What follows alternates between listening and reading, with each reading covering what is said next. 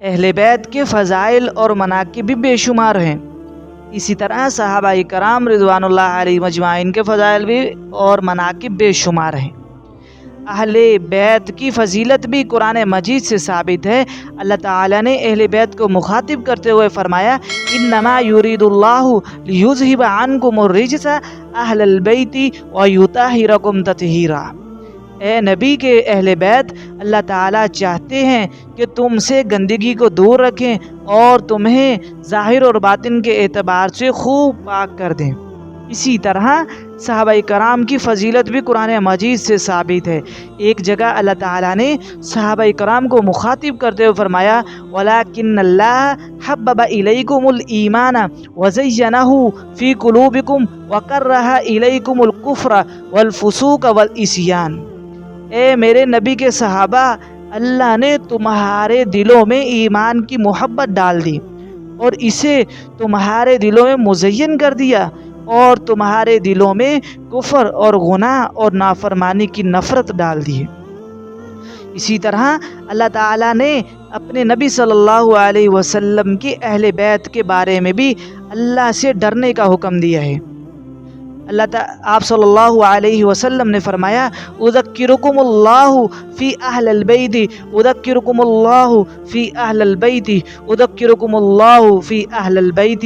میں تمہیں اپنے اہل بیت کے معاملے میں اللہ کا خوف دلاتا ہوں، میں تمہیں اپنے اہل بیت کے معاملے میں اللہ کا خوف دلاتا ہوں، میں تمہیں اپنے اہل بیت کے معاملے میں اللہ کا خوف دلاتا ہوں کہ میرے اہل بیت کے معاملے میں اللہ سے ڈرتے رہنا، آپ صلی اللہ علیہ وسلم نے فرمایا۔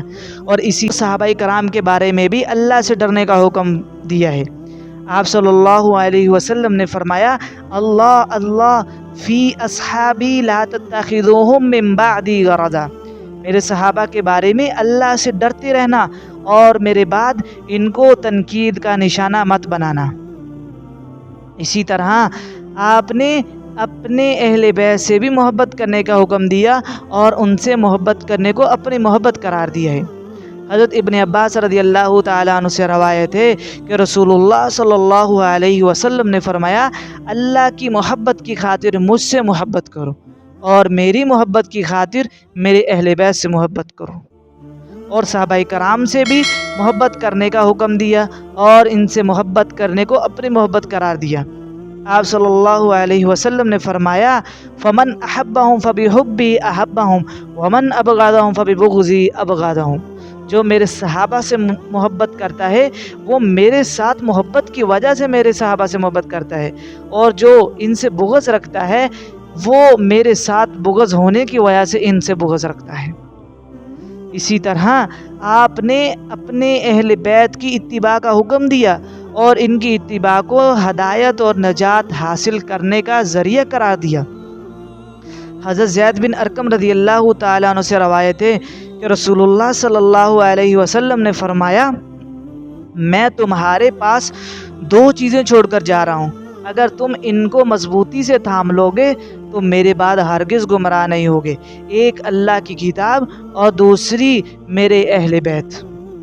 اور آپ صلی اللہ علیہ وسلم نے صحابہ کرام کی اتباع کا بھی حکم دیا اور ان کی اتباع کو بھی ہدایت اور نجات حاصل کرنے کا ذریعہ قرار دیا۔ آپ صلی اللہ علیہ وسلم نے فرمایا اصحابی کالنجوم، میرے صحابہ ستاروں کی مانند ہیں، یعنی جیسے ستاروں سے رہنمائی اور صحیح سمت معلوم کی جاتی ہے اسی طرح میرے صحابہ سے بھی رہنمائی اور صحیح سمت معلوم کر کے چلنا، اور فرمایا تم ان میں سے جس کی بھی اقتداء اور اتباع کرو گے ہدایت پا جاؤ گے۔ آپ کا یہ فرمان ہے کہ بنی اسرائیل میں 72 فرقے تھے، میری امت کے 73 فرقے ہوں گے۔ عرض کیا گیا اللہ کے نبی نجات پانے والا کون ہوگا؟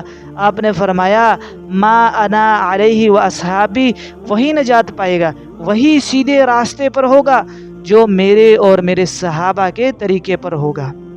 تو میرے بھائیو، دونوں اہل بیت بھی صحابہ کرام بھی دونوں عظمت والے ہیں، اور یہ بات نہیں ہے کہ جو لوگ اب صحابہ کرام کی فضیلت بیان کرتے ہیں تو وہ اہل بیت کی فضیلت نہیں بیان کرتے۔ تو میرے بھائیو یہ بات سمجھیے، غور کریں کہ जब भी सहाबा की अज़मत को बयान किया जाएगा, जब भी सहाबी लफ़्ज़ बोला जाएगा, जहाँ भी सहाबी का लफ़्ज़ आ जाएगा, उस सहाबी के लफ़्ज़ से अहले बैत भी शामिल हैं।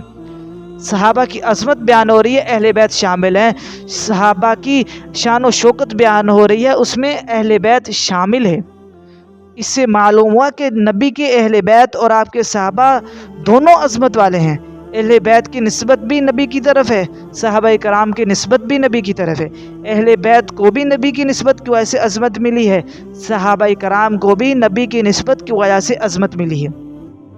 अहले बैत भी हदायत के रोशन मीनार हैं, इसी तरह सहाबा कराम भी हदायत के रोशन मीनार हैं। अहले बैत की इत्तिबा भी ज़रूरी है, सहाबा कराम की इत्तिबा भी ज़रूरी है। अहले बैत से मोहब्बत करना भी ईमान का हिस्सा है, सहाबा कराम से मोहब्बत करना भी ईमान का हिस्सा है। अहले बैत का अदब एहतराम भी ज़रूरी है, सहाबा कराम का अदब एहतराम भी ज़रूरी है। अहले बैत से मोहब्बत करने का ये मतलब नहीं है कि सहाबा कराम से बुग़्ज़ रखा जाए या इनकी शान में तौहीन और तनकीज़ की जाए। इसी तरह सहाबा कराम से मोहब्बत करने का ये मतलब नहीं है कि अहले बैत से बुग़्ज़ रखा जाए या इनकी शान में तौहीन और तनकीज़ की जाए। अल्लाह के नबी ने दोनों के बारे में फरमाया, जो इनसे मोहब्बत रखता है वो मेरे साथ मोहब्बत रखता है, जो इनसे बुग़्ज़ रखता है वो मेरे साथ बुग़्ज़ रखता है।